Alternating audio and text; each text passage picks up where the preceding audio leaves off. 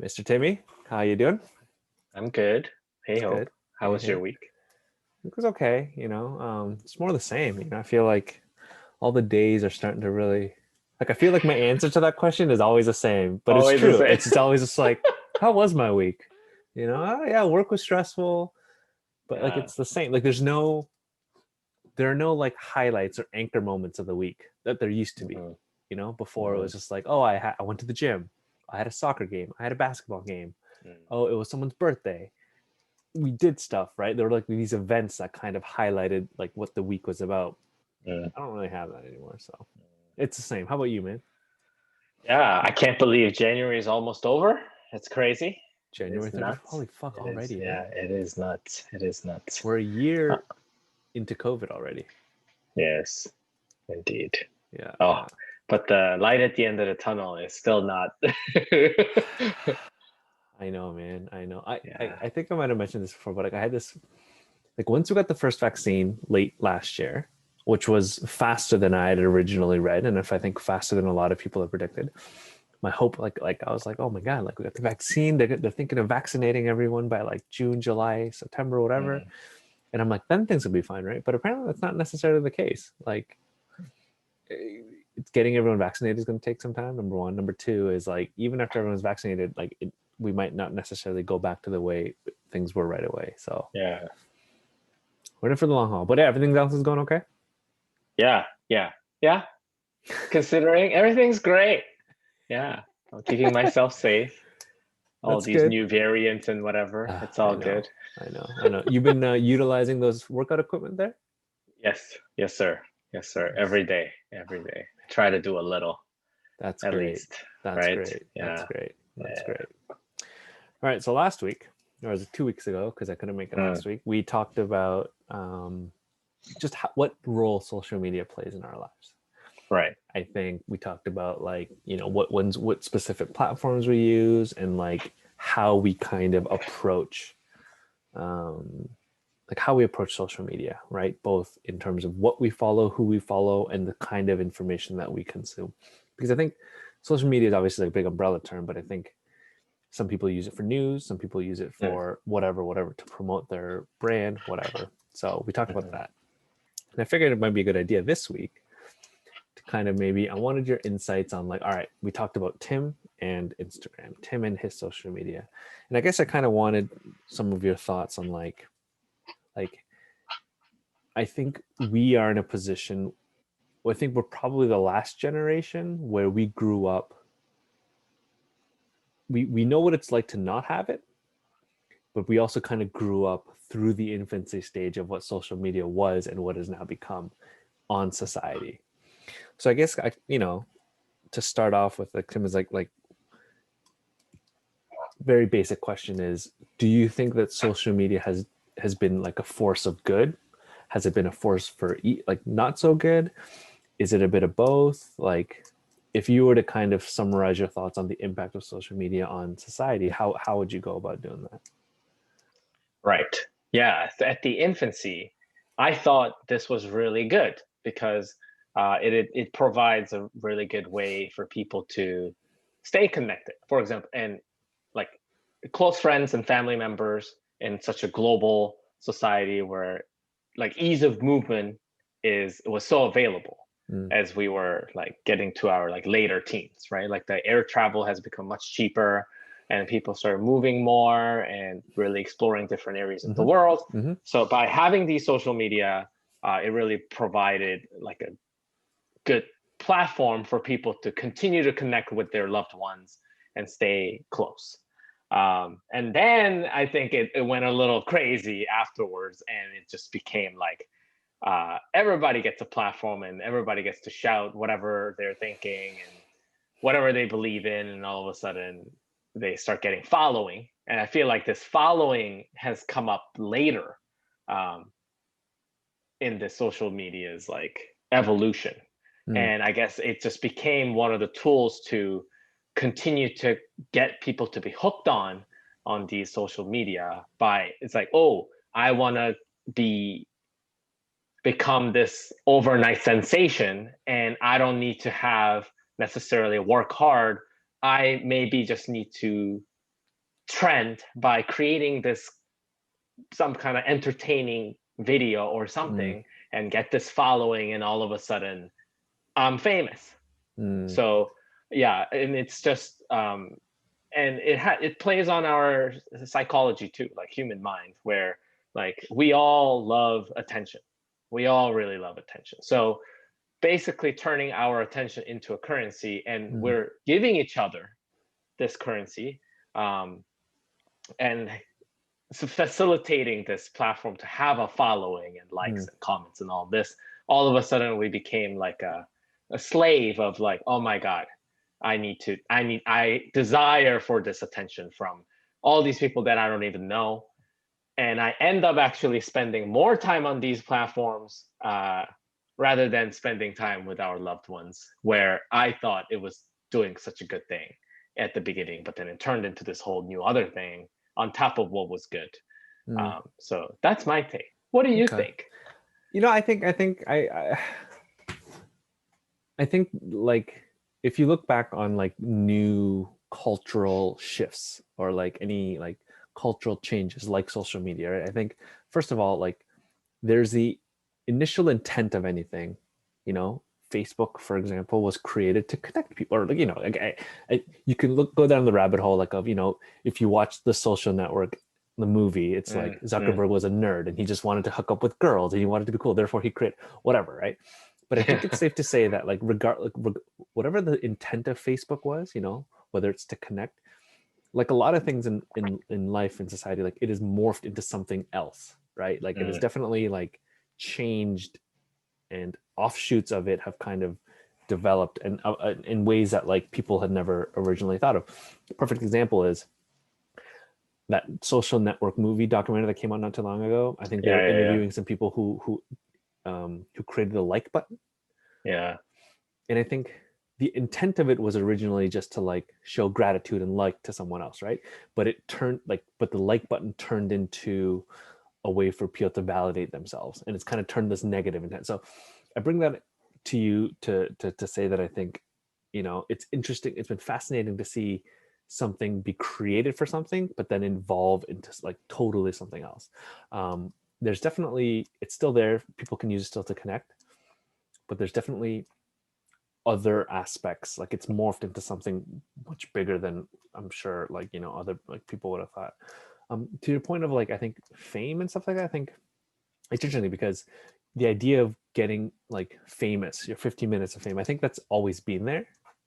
like Mm. like like when we were growing up, reality TV was one of those like, oh, it's just people want to get famous and they just want to do stupid shit and like they just want to, like, that's always been there. But it's interesting to see that like the ability to get that has definitely become like democratized. It's easy. It's like Mm. you don't need to be on a reality show to get 15 minutes of fame. You don't need to do like something crazy like that. You just need a cell phone and a video. Mhm. But yeah, no, I think it's like it's just really been interesting to watch. Like that's the best way that I can say it. Mhm. You know, do you think, okay? So like a couple of weeks, like every time something like a riot, like something bad happens, social media has kind of been there to kind of connect these people. Um, the one question that's been kind of going around a lot now, especially given what happened in DC a couple of weeks ago, where a bunch of people connected online through different social media platforms, and they're like, all right, let's go storm the Capitol. Yeah. And I think that's brought up, it's again brought up the question of like, should there be a greater role in moderating these platforms? Mm. Do you have any thoughts on that? Like should the government or whatever like Yeah. be doing a better job, whatever that may be, to Right. monitor, to moderate? Like, Mhm. any thoughts? Yeah. So, like, I don't know how to categorize this like social media.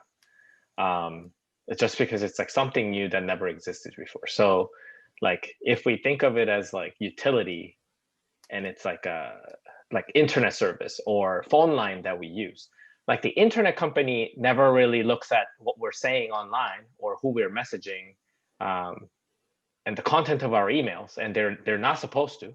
They just provide us the means to connect to the internet, and have conversation with whomever we want to have conversation with, right?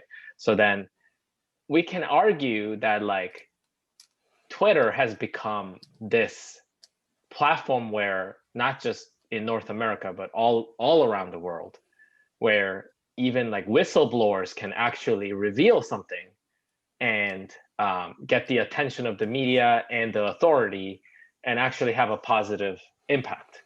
So it's sort of like, even though it's like a private sector and it's owned by a private company, someone could argue that, hey, that is almost like a utility because it can be used for just freedom of speech for anyone, right? Therefore, a private company removing someone from that platform could be devastating and literally taking their voice away. So that's one argument I could say. Yeah. And then I think the other side is like, well, you could just see it as like, oh, it's a private company. It's just like a newspaper. Like New York Times would let go of any of their writers or editors if they didn't like what they were writing, because it's just I think the distinction, it's not so much I don't like what they're writing, it's right. I think you're lying in your articles. Like I think like that's I think it's not a question of like I disagree with your stance on whether we should raise taxes. Like that, like the New York Times, they're not going to fire you for that. What they might fire you for is like, you said you interviewed this guy, but you didn't. You purposefully lied. Therefore, we're going to have to fire you. I think. Sorry, I just wanted to interrupt you there. I see. Yeah. No worries.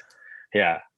Although I don't. I guess it all depends. But then, like, I guess if like New York Times was sort of headed one way as a whole organization, if someone takes like a almost like 180-degree direction all the time, it probably would be, I don't know. I would assume that it would be quite difficult for that person to continue to get maybe the real estate in the New York Times newspaper, because like this person's like going a completely different way.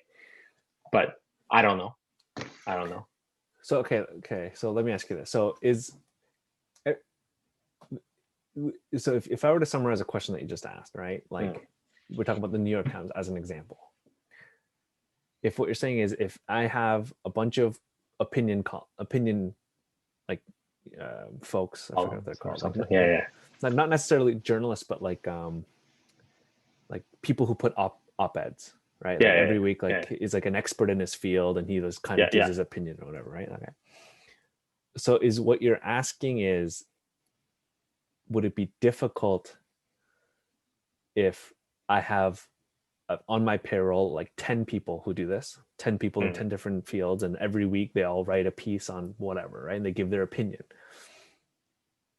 If what you're asking is, if one of them, so I still don't understand the question. The question is, I think as a private company, they could still let go of someone if if they weren't necessarily bought into the goal of the company, which is just like any private. Well, it could be. Well, I don't know what their mission statement is, but let's say, let me think.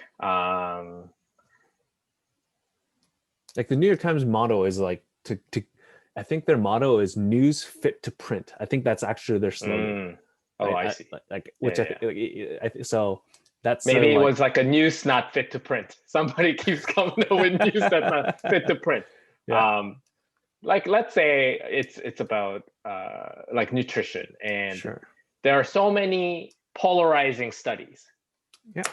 Right. So like for example, if someone were to continue to write that, hey, actually, cigarette is good for us, and keeps writing it, and then keeps referring to specific like studies, because there were studies, which was fake, like it was a lie, but then there were studies. So this person could still be doing their job, but then spreading like, I guess, potentially lies or fake information. That then the company would be like, oh, this is terrible. This is like really terrible. We can't continue to let this happen. So like, we got to cut this person out. But this is like playing Monday morning quarterback. Now that we know this fact, but then at the time, like it still is up to the private company to decide, like, I think this is a fake, or like a wrong information and we shouldn't spread it, but not completely knowing like is it actually true or false. So I think that could happen because everybody has bias, Sure. Yeah. Yeah. everybody Yeah. has a perception, and then that can really sway, like what you put out Yeah. as a company. Yeah. So that was my point.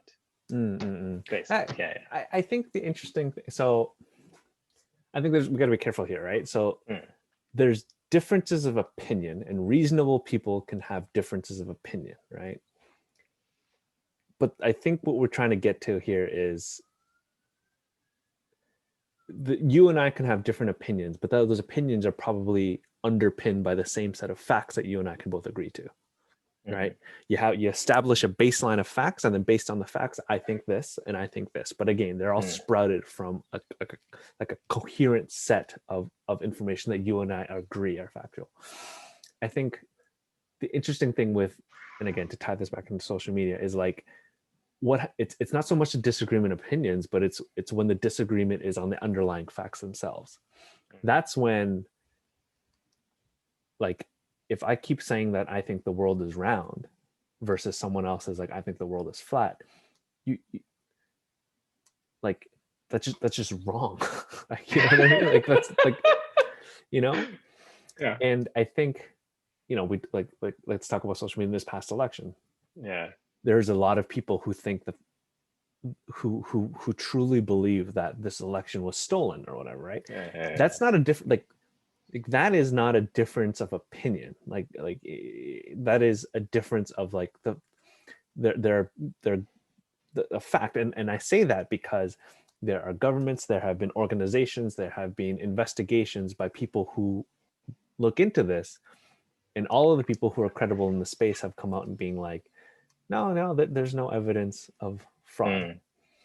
But if I have someone who constantly is like, in the face of those facts, are like, no, like that isn't a difference of opinion anymore. That's just like, that's not, I like blue and you like green. That's like, this is round and you're telling me that this is not round. Like, you know what I mean? Like it's very, so yes, you're right. But okay, so let me ask you this. Right. And I think that the idea of like, if you like newspapers, they have an editorial board, they have a code of ethics. They all do, right? That they try to follow.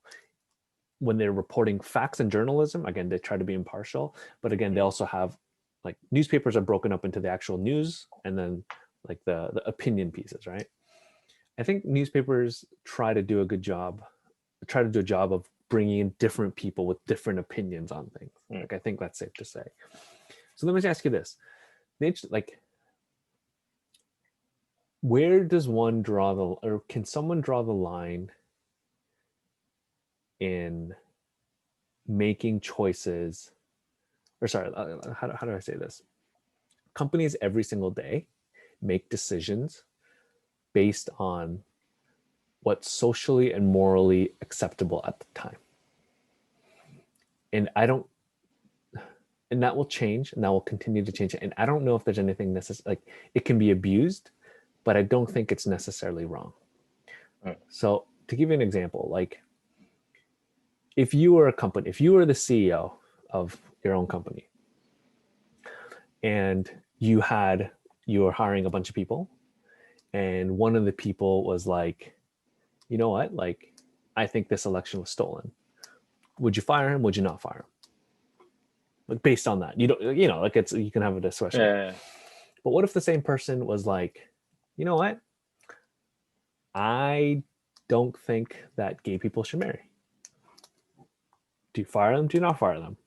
Okay, what if someone else was like, I don't think there should be interracial couples. Do you fire them? Do you not fire them? The point that I'm trying to get at is like, if you're a company, you try to reflect the values of your time. And 50 years ago, if someone was like, I don't think Black people should vote, people like, it's like, whatever, it is what it is, right? But in today's society, in today's world, if you say something like that a lot of people consider wrong, you will get fired. Is that a bad thing? Question. Is that a bad thing? It is not a bad thing. Like I'm on the more of like they're a private company, so there could be some like very generic regulation, but I don't think we can hold them to be this moral high ground that's always right. I think that's like impossible. First of all, like these are like North American companies, and what if there is some genocide in like Malaysia, let's say? They don't even speak the language. If the government was using the platform to spread the misinformation so they can to build the case for them to actually go and commit this like the horrible thing, apparently it actually happened. So that's why I'm using this example. Not in Malaysia, somewhere else. And it's a Facebook. Myanmar. It's a Facebook. Myanmar. Yes, there you go. Yeah. With those like Uyghur Muslim minority who are getting slaughtered. It's terrible. Yeah, it's terrible. So I don't think there's no way that these private companies can have such a department that would examine all these different information that gets put on their platform and then decide that's wrong, that's right. And they try to do their best, and I'm sure they do. And so are you saying that they're not so if you're Facebook, are you saying Facebook isn't doing enough, or you're saying there's too much blame on Facebook? Like there's too much blame on Facebook, in my opinion. Okay. Yeah. I see. As in, yeah. Okay. So let me ask you this: is it too much blame because you don't think that Facebook's doing enough, or is it Facebook is too slow to act? That's they would always be trying to catch up with, because there's so much content. Sure. They're always going to be lagging. I get that. Yeah. Literally. And then I guess they could do like text search, some big data which stuff they do. to like which they do, right? Yeah. But there will always be these edge cases where like context is so important. Yeah. And like I don't know if their algorithm actually goes through the history of the conversation. I don't know. Yeah. Maybe they do. I don't know. But I think it's just like any human discussion conversation is there's so much context, and like they would always get it one way or the other way, right or wrong. And most cases, I think the cases where someone gets it wrong, like Facebook getting it wrong, would get highlighted more than like them getting it right. So when you say wrong in what sense? Wrong as in you were too slow, or wrong as in you were too fast and you closed this group even though they didn't do anything? Both. I think both. Because people are always like scream more, when they feel like, oh, this is like really wrong, and then like it starts getting a lot of attention. So okay, that would be an impossible job. It is like it is. So okay, let me ask. So if you're Facebook in this particular situation, what happened in Myanmar and stuff like that, is like if you were to Monday morning quarterback this, right? What would you have done if you were Facebook? I see. This particular scenario. Yeah. So from what I understand, it's like when you get a phone in Myanmar, your phone plan doesn't come for free, but Facebook's free. Mm-hmm. So like you don't even have to have a phone plan, but you can use Facebook. Yeah, that is. So it became like this infrastructure, right? Because it's like, even if I don't have a phone plan, I can't text you, but I can Facebook message you. Okay. Yeah. So I understand why they did that, because it's like, wow, that's like a great growth initiative. Oh, if you're like Facebook, it's genius. Yeah, genius. Yeah. Like you can literally onboard everyone in that country. Yeah. Genius. So I understand their intent was just more like private company growth. Yeah. But at the same time, it created this it kind of became like this like a utility, because it's literally became this like everyone would message through like Facebook just because it's just so intuitive. It comes with it. Everybody uses it, and it just became that. So positive intent, but the outcome, I don't think they understood that this would happen. So okay, so let's dive into that. So if you are Facebook, from purely growth perspective, if you come to an agreement with some, like I think there's a couple of layers to unpack here. First of all, I think the Myanmar government has like a tricky track record of like abuses and stuff like that. So number one, if you're a company, should you be doing business with these kinds of governments? That's like the first question. But everyone does anyways. Okay, the next question is, if you're Facebook, you've obviously come to some agreement with the government to say, hey, look, or with the telecom companies, let's write a deal. So if someone gets a phone, it comes with Facebook pre-installed, not a big deal. Yeah. The what happens next is, like, and again, this is apparently like a common thing, right? Like with WhatsApp and in developing countries, mobile banking, mobile everything is growing. And what companies have been doing is they've been trying to be pre-installed, preloaded, so that when people get the phone, it's already there. The problem in a lot of places is there are rules against installing other apps, other news apps. So the problem is when people have Facebook, it's the only source of information that they can get. And that is taken advantage of with the proliferation of bullshit information. like fake news. So I think the question then becomes, if you're Facebook, I guess the question that we're trying to have is, if you're Facebook and you see fake news, is it your job to get rid of it or not? I think that's the question, and I think that's the question that everyone's having. Some people think that it is. Some people think that it's not. Like, you know, like you said, Facebook is like, if I'm connected to Roger's phone, and if I say, hey Tim, let's go meet up over here and go beat someone up, like, should Rogers be held accountable for the conversation that they wouldn't, right? Right. But on Facebook, the question is, if you and I go on Facebook and you and I message each other and be like, hey, look, dude, let's go meet up over there and beat someone up, should Facebook be held? Right. Like, I don't know. It's like interesting. So like Signal is basically everything's encrypted. So even the company themselves can't read your message, unlike WhatsApp, right? So it's a different thing. But then, you know, if you structure your technology that way, then you could argue that I am just facilitator and I actually don't know what people are saying. So hence, you know, there you go. Like, I can't control. Right. You know, I don't know, but BlackBerry used to run into this all the time. So enterprise BBM, like enterprise BlackBerries were super secure. So I don't know if, again, as a big BlackBerry fanboy, the problem that BlackBerry ran into was companies in like Saudi Arabia or certain countries would install Bez servers, and the local governments are like, give us the key to read the shit. BlackBerry's like, the way that it's set up is we don't have, there's no key to read into this stuff. So anyways, it's interesting because companies have run into this before. So it's going to be interesting to see what happens going forward. Let me ask you this. Sorry to shift topics a little bit. What are your thoughts on these platforms banning certain individuals? Yeah. So here's where it gets. So let's say you're the president. Let's say you're somebody and you were, let's say, the president of the United States, and you got banned from Twitter and Facebook. What are your thoughts on that? Okay, so president specifically, I think he gets so much attention he could start his own platform. Of course, he was the leader of the free world for 4 years. He could start his own broadcasting company. Now, I think he'll be okay.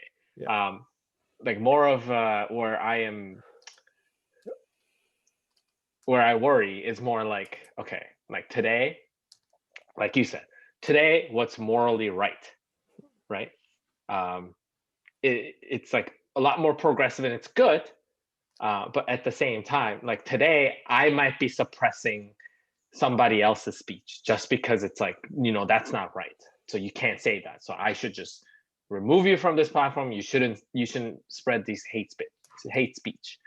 And then tomorrow, that could be done to me very easily for something else that maybe not necessarily was a hate speech, yesterday, but then today it becomes a hate speech. And it's like, you're kind of going with the wind in certain things. And I think certain things are like clearly, like it's like you try to,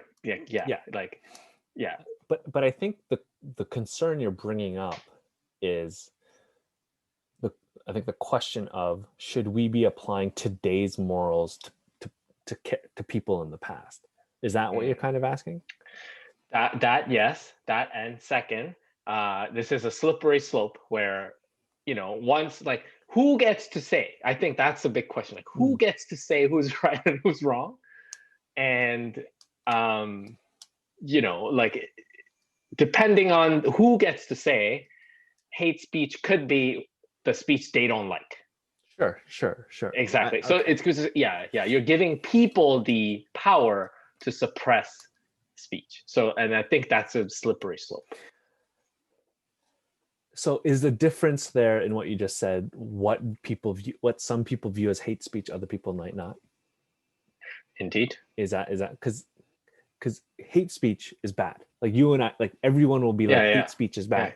The distinction is what is hate speech? Is that exactly what is hate speech? I see. Yeah. I don't know. I think so. Hold on. So is the concern that like it might swing too far? Like everything might be considered hate speech? Is that the slippery slope that you're talking about?